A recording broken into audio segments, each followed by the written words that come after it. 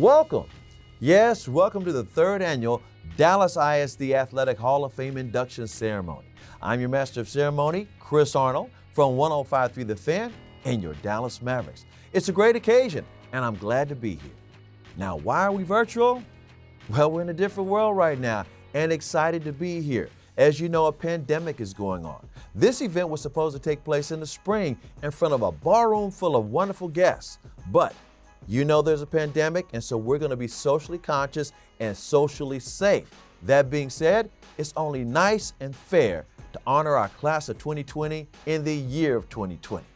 Right now, ladies and gentlemen, let's welcome the Bryan Adams High School Leadership Academy, JROTC.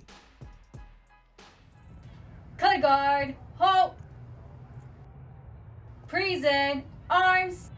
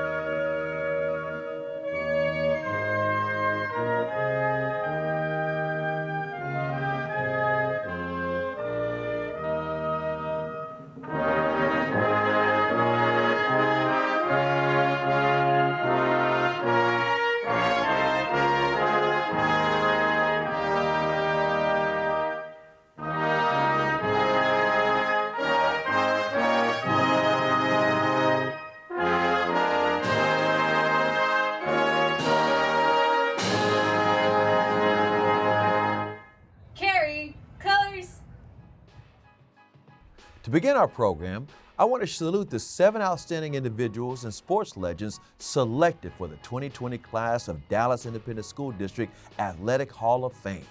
Their talent, grit, and character fueled their exploits in high school, college, the pros, and whatever life has taken them. We are honored to celebrate these heroes and heroines, living and deceased. Now, we would not be here if it weren't for you, and you get to hear from them very, very soon.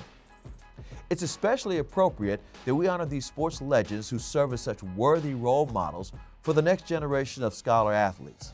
As our young people pursue their futures, we can always hope that they will be inspired by our honorees to complete and compete with honor and sportsmanship, making ethical life decisions, and win or lose, always display dignity and character.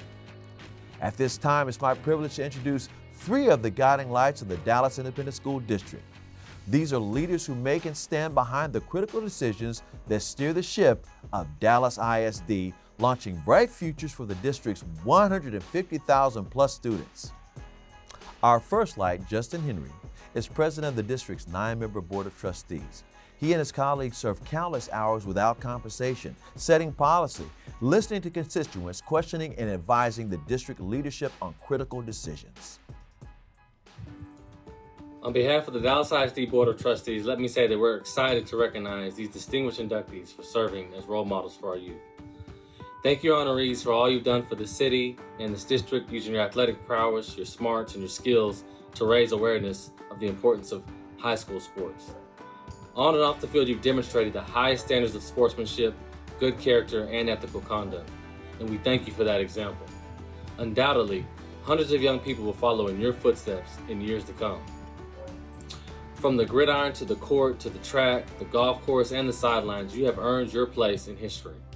Congratulations, all of you, for establishing yourself as the best of the best in Dallas ISD sports. You've not only mastered your sport, you've earned the respect of your peers, as mentors, and as leaders. So please take this opportunity to revel in the accolades you so justly deserve. Thank you also the coaches, the trainers, directors, the entire staff of DISD and the whole athletic department, another group of role models who guide our young youth athletes daily. And finally, in this craziest of years, I want to tip my hat to Dr. Hinojosa and my fellow colleagues on the Board of Trustees for making space to mark this moment and celebrate, to give you champions your due. Now let's hear from our second light, Superintendent Dr. Michael Hinojosa, whose will, vision, and devotion to duties guides the day-to-day operation of Dallas ISD, which happens to be the largest employer in Dallas County and the architect and protector of our city's future. Thank you, Chris, for that introduction. I am pleased to be here to celebrate another great class of the Hall of Fame honorees and their families. Thank you for your contributions to the world of athletics and to Dallas ISD. You've brought honor to the district, not only through your athletic pursuits, but also by serving as great examples of sportsmanship. We all wish we were in person, but due to the circumstances, we're virtual. In fact, your participation in this socially distanced recognition event is an example of your sportsmanship, and we appreciate it. Growing up playing sports helped me be the person I am today. And our honorees have inspired a generation of young men and women by demonstrating the discipline and persistence that it takes to become true champions. Sports is a great metaphor for life, and I salute our honorees and everyone who contributes to developing student athletes into future leaders. Congratulations again to each of our honorees, and thanks to the 2020 Selection Committee, the Athletics Department, and all who contributed to the celebration like no other. Thank you. And our third guiding light, Dr. Sylvia Salinas. She's in her second year as Executive Director of Athletics after serving as Assistant Director of Athletics for 15 years. Sylvia?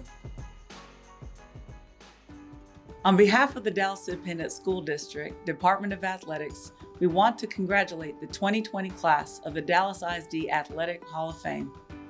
Thank you for your contributions and the impact you've made on our district. You are an inspiration to our coaches, staff, and students. We are grateful we can honor you in a virtual ceremony. You and your families deserve to be honored, and we couldn't be prouder of you. Congratulations. Now's the time to move into the moment we've all been waiting for, the exciting recognition of the 7 sports legends selected for the 2020 class of the Dallas ISD Athletic Hall of Fame. Now, they've already made historic accomplishments in their chosen sports and in life and in the community. They are making history again tonight as trailblazers in yet another sphere. It's really an honor to be here to witness this. Without further ado, let's meet our honorees who are going to receive plaques, trophies, jackets, rings. They're going to get it all. This class boasts legends who have made a fundamental impact on sports in the district and beyond. For the third year, Dallas ISD is celebrating former staff and athletes who have accomplished significant milestones in sports and in life. Often nominated by peers and athletes they have mentored, trained, and played alongside, these greats represent a stellar class of champions. Their selection follows a rigorous vetting process that considers their accomplishments, impact on Dallas school athletics, and career contributions. Our first inductee, linebacker Jesse Armstead. New York Giants legend Jesse Armstead has shown throughout his remarkable career by playing the game the right way on and off the field, anyone can excel in life. Armstead is a 1989 graduate of Carter High School, one of the Carter Cowboys who won the state championship. In fact, Jesse is known as one of the best linebackers in Texas high school football history. Recruited by Hall of Fame coach Jimmy Johnson, Armstead chose to attend the University of Miami. Armstead was known for superior talent and leadership. Jesse also helped lead the New York Giants to the Super Bowl in 2000. He played his final 2 seasons with Washington. No matter Jesse's endeavor, he always follows a winning playbook. Congratulations, Jesse.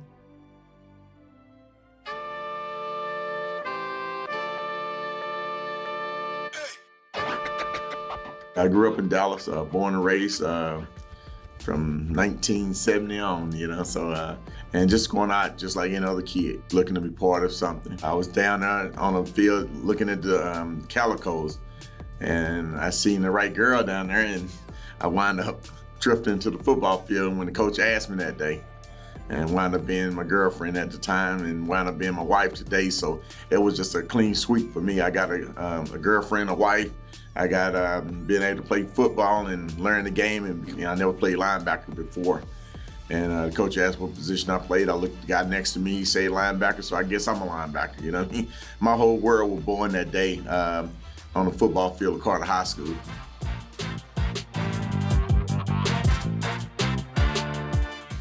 Being at Carter High School with Coach Freddie James had a great program, and also made sure that you gave everything you had on the football and also off the field. And I tell you what, it was a program that was structured very well. The guys came through there. We were very fortunate to have a coach like him. Things that we had to go through to win a state championship. We fought against the courts in the state of Texas, against other schools that were protesting us, and we got through that with limited amount of practice and still go into that game and beat those teams. And, you know, finally, we played in the championship game in Texas Stadium. It was a trying time, but, you know, we embraced the moment, and we won the state championship, and I think it was the best feeling for Dallas itself.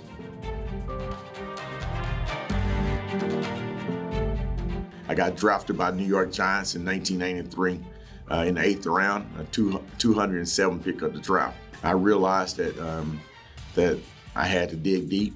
I got Rookie of the Year for the Giants. I made first team All-Pro as a special team player. Made first team with the Rookie of the Year in the NFL. So I came in there and I knocked out the ballpark. I'm calling my mama. My mama told me we won't do it today. I gotta call mama. That all came from starting back from that foundation, you know, right here in Dallas, you know. I tell people all the time, dreams are made, you know what I mean? So you don't have to start off on top, you know. Just get the opportunity and never know what's gonna happen.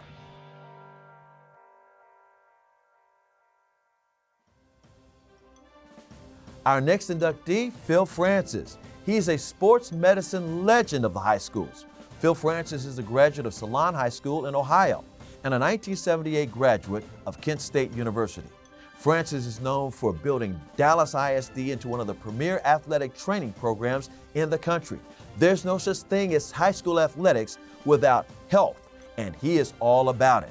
Phil was known for practicing critical and consistent medical care with all student athletes he treated. He supervised many athletic trainers over the years and has proven to be one of the most respected individuals in the Dallas ISD athletic department. Congratulations, Phil. Phil and I really grew up together. He in athletic training, me as an orthopedic surgeon. I was a orthopedic resident when Phil joined the Dallas Independent School District back in the late 70s. Graduated, stayed on staff at the medical school and worked with Phil, and we were pretty much bonded at the hip.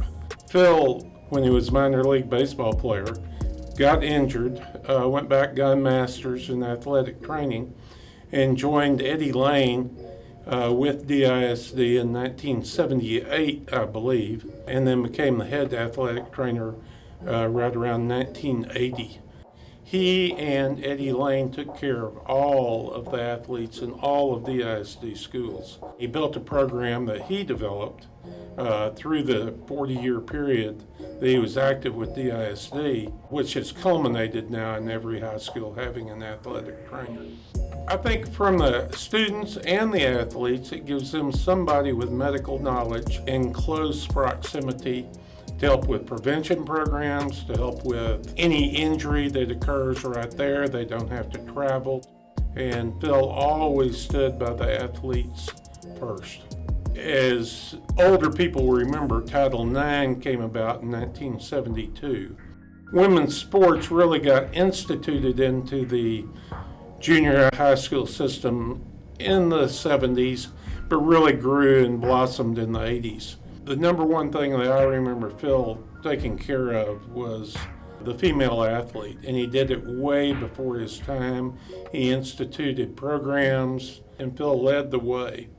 Phil changed the way we think about heat illness. When I played, we got no water during practice. And Phil was very, very responsive to fluid replacement during practice, during games, and allowing the athletes to have fluid replacement. I think the most important thing Phil may have ever done in his life was he developed a lightning protocol that is now used in the professional leagues, the college leagues, the high school leagues in the entire United States of America. I know what Phil would say. And his words would be, I am so humbled to join such an elite organization.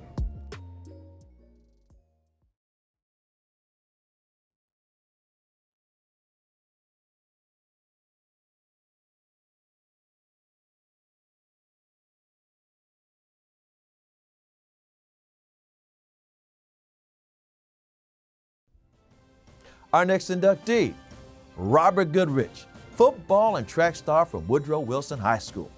Goodrich is currently a freelance television producer, director, and consultant for various companies, including ABC and ESPN.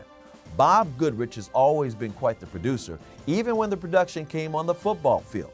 A 1963 graduate of Woodrow Wilson High School, Goodrich was named a high school All-American twice, in 1962 and in 1963.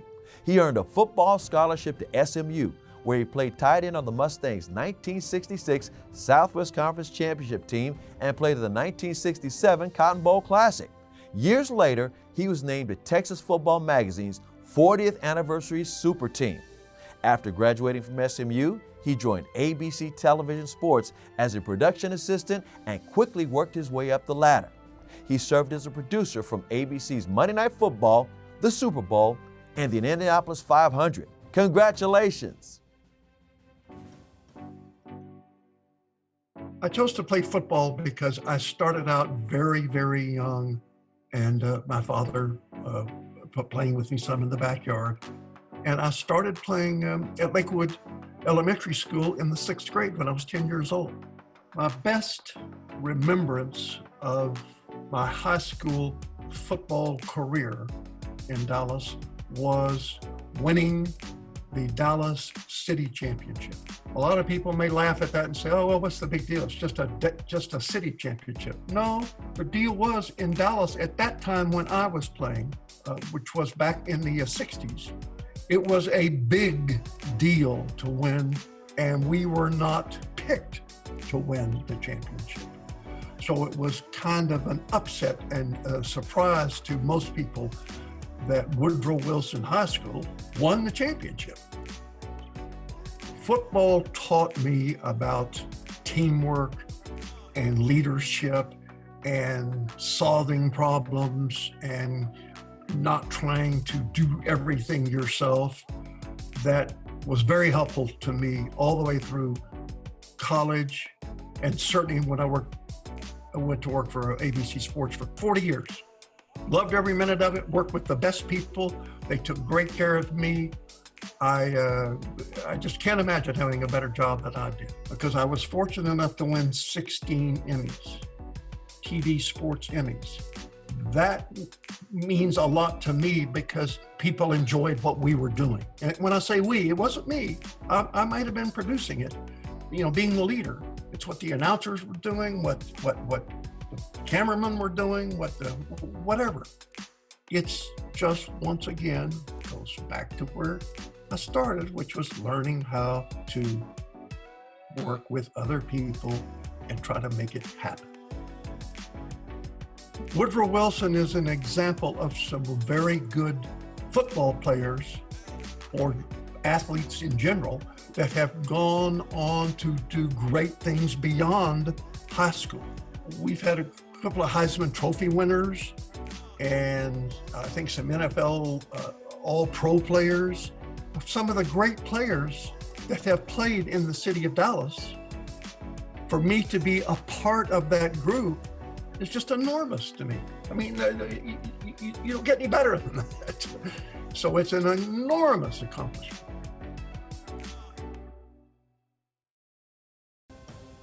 Our next inductee, the late great Ernest James, renowned track and field coach from Roosevelt High School. Coach James was the consummate track and field coach. He was responsible for building the Roosevelt track and field program to national prominence from scratch on a worn-down dirt field at 8th Street Park. Coach James led the Roosevelt Mustangs track and field program to back-to-back state championships during the 70s and 80s. He helped produce 2 Olympians, Roy Robot Martin and McClinton Neal. Coach James was also known for his year-round conditioning program that required student athletes to participate in multiple sports. As a result, Coach James also coached future NFL and NBA stars. Coach James was a success and noted history teacher and ended his career as the Roosevelt High School athletic director. Congratulations to the late, great Ernest James.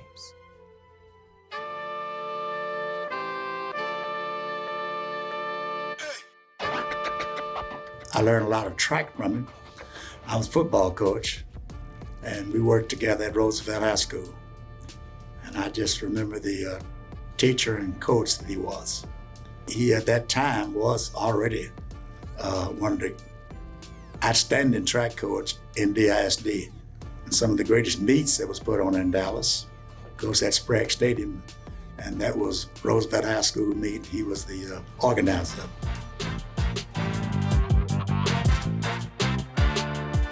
The classroom and the coaching went hand in hand, and we would discuss methods of coaching that were specific techniques, how to run, and then the conditioning. Encouragement was another thing he used to train his kids that they could even go further if they would apply themselves. And he was always there for them, regardless whether it was about track, about life. They seemed to love him from that, And that was the thing that impressed me, to let the kids know you cared for them. You became that father image to them.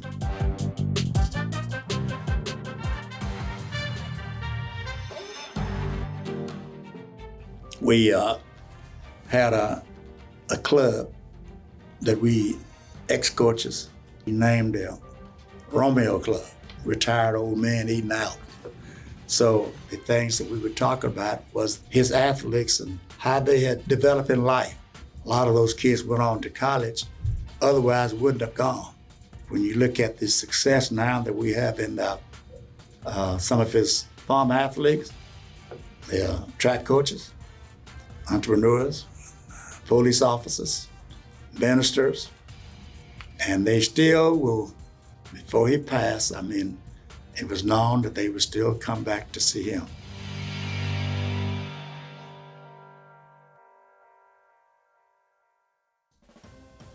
Our next inductee, the late great Elizabeth Betty Jameson, the golf champion from Sunset High School. Betty Jameson was born in Norman, Oklahoma, graduated from Sunset in 1939 before attending the University of Texas at Austin. She started playing golf at the age of 11. According to her obituary in the New York Times, at the age of 11, her mom gave her 50 cents for green fees and another 50 cents to rent a set of clubs at a public course in Dallas. Betty was a professional golfer and one of 13 founders of the Ladies Professional Golf Association. Yes, the LPGA.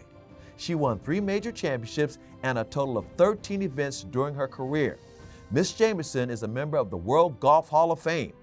In 1967, when the LPGA Tour Hall of Fame was created, Jameson was one of the 6 inaugural inductees. Betty competed in her final LPGA Tour in 1970.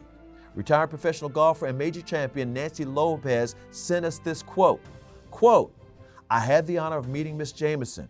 She was wonderful. Her and all of the founders had to work so hard to help the LPGA Tour blossom to where it is now. Without all those founders, I would not have had the opportunity to succeed on the LPGA Tour." Congratulations again to the late, great Betty Jameson. Betty Jameson, professional golfer, or she was a professional golfer. She's deceased now. Very inspirational. I nominated her because of her career, the achievements that she made, and I'm kind of biased because she went to the same high school I did, Sunset High School. I think she graduated in 1939. She started out her career at a very young age. She was given 50 cents by her mom to ride the trolley down to a golf course anyway, and then gave her 50 cents to rent some clubs to play golf. At I think she was around 11, maybe 13 years old. She won a lot of the amateur tournaments back in the 30s and 40s. She went on to play professional golf, one of the founding charter members of the LPGA Golf Association. I think it was the 1952 Western Open, which was a major tournament back then. She finished second in the U.S. Women's Open tournament. She retired from professional golf in 1962, and she became a painter. And I think some of the paintings are in the museum at the World Golf Hall of Fame, which she is a member of as well. She's also a member of the Texas Sports Hall of Fame and the LPGA Hall of Fame. It was 13 women that they got together that were amateur and professional women's golfers, and the 13 charter members founded the LPGA. She was also instrumental in developing the VAR trophy. It's a trophy that's given every year to the best women's golfer with the best average score at the end of each golf season. And that's still being given to this day. She never deterred from her dream. When women's golf probably wasn't that popular, probably wasn't seen so much as the mainstream, because it was a men's sport. I'm sure it wasn't for the money, because the money wasn't that good back then either. She kept giving back to the game. She kept wanting to help other golfers come along. Even the pros would come to her to ask her about her grip. The grip was her main thing. She said, you got to have the good grip in order to hit the ball correctly. And I think maybe her legacy was to do the instructions of people that were coming up after her. She wanted to convey, don't ever give up, keep driving. And it's not all about the money, it's about the love of the game.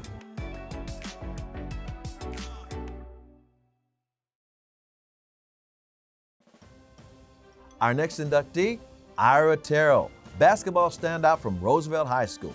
Ira Edmondson Terrell, affectionately called IT by everybody, is a 1972 graduate of Roosevelt High School. As a senior at Roosevelt, the 6'8", 175-pounder averaged 30 points a game, 28 rebounds. And in 1972, during the state semifinals over Houston Wheatley, Terrell scored 45 points. His talents led him to SMU, Southern Methodist University. 1976, Terrell was named Southwest Conference Player of the Year and was a 3-time All-Southwest Conference first-team honoree. He is the only Mustang in history to average a double-double for 3 seasons. For his career, he's the leader for double-doubles, ranks second in all-time in rebounds with 1,077, and he's 6th in scoring at SMU with 1,715 points and second in career scoring average, averaging 21.4 points per game. Terrell was selected by the Phoenix Suns in the 3rd round of the 1976 NBA draft. From 76 to 78, he played for the Suns, then the New Orleans Jazz, and finally with the Portland Trail Blazers prior to retiring. IT currently serves as color commentator for Fox Sports Southwest covering SMU games. He's also in the SMU Hall of Fame. Congratulations, IT. I had a lot of good moments, but when you talk about a state championship, that's pretty much every kid's dream when they're coming out of maybe middle school, going to high school. I knew I was going to a school noted for basketball, Franklin D. Roosevelt High School. I knew about Coach Davis. He knew about me. I enjoyed it so much. Our team was so locked in. I had some success after my years at SMU, and I was fortunate to play in the NBA for a while. But people say, what makes you the happiest? And I think back holding the trophy at the old Gregory Gym in Austin, where we were the best top team in the state of Texas back in 1972. People still talk about the team we had and the run that we had. The game in the semifinals was a game I will never forget. I took 23 shots. I made 21. I went to the line, free throw line 3 times. I'm not a real good free throw shooter, but I made all 3 of them. 45 points. We couldn't dunk back then, so everything was jump shots, tip ins, turnaround jumpers. 45 points. A lot of missed shots in that game. I got 30 rebounds. So 45 and 30, that's a pretty good week for a whole lot of people. I hit the winning bucket with 4 seconds on the clock. That was the one. The next day we played. I didn't score as well. I got in foul trouble, but we won. I will tell people I did several things that I wanted to do. I wanted to have a very good career, which I obviously did at SMU. I graduated in 4 years. I got a chance to play in the NBA. We didn't make millions like they do now. We didn't have monopoly money, but I was doing something that I've always wanted to do and getting paid for it, and play against guys, like I say, that I've done book reports on. You can't make that up. As far as the players, don't get outworked. Regardless, if you're that tired, take you a deep breath, take you a couple of minutes, and get back to work. You don't know what your opponent is doing. Put in the back of your mind, he or she might be outworking me.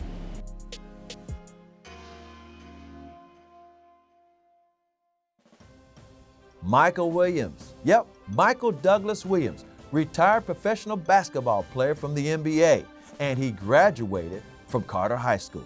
He went on to play for the Baylor Bears at Baylor University, was selected as the 48th pick of the second round of the 1988 NBA draft by the Detroit Pistons. Pistons won the NBA championship his rookie year. The 6'2", 178-pound guard holds the NBA record for the most consecutive free throws made, with 97 in a row. In 1991, Williams was selected to the NBA All-Defensive Second Team. Michael Williams averaged 11 points a game, 2.5 rebounds per game, 5.8 assists per game in his 413-game career with the Pistons, the Suns, the Hornets, Pacers, Timberwolves, and Raptors. He began his career playing in the 1988-89 season and last took the court in the 1998-1999 campaign. Congratulations, Michael Williams. You're now in the Dallas ISD Athletic Hall of Fame.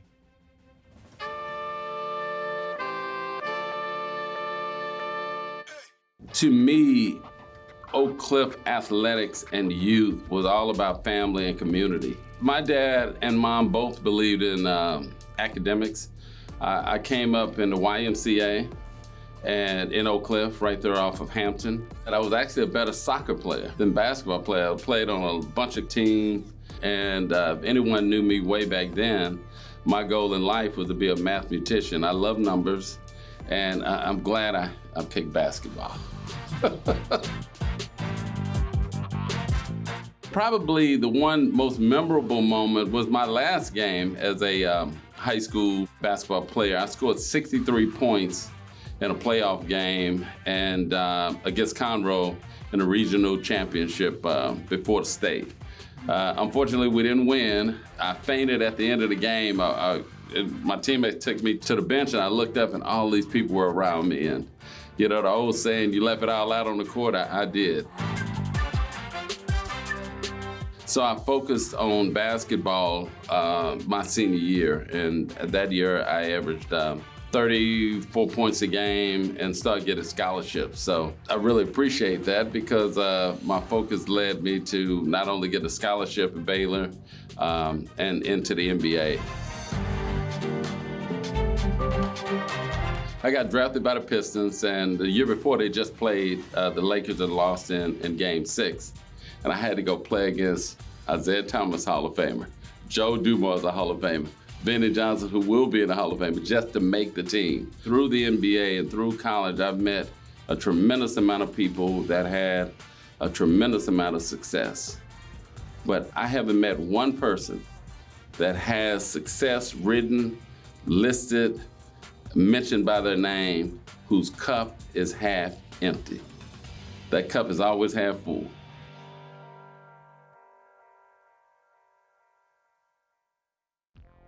That's it. That's our virtual induction ceremony for our class of 2020. And we want to thank you all for joining us on our third annual Dallas ISD Athletic Hall of Fame induction ceremony.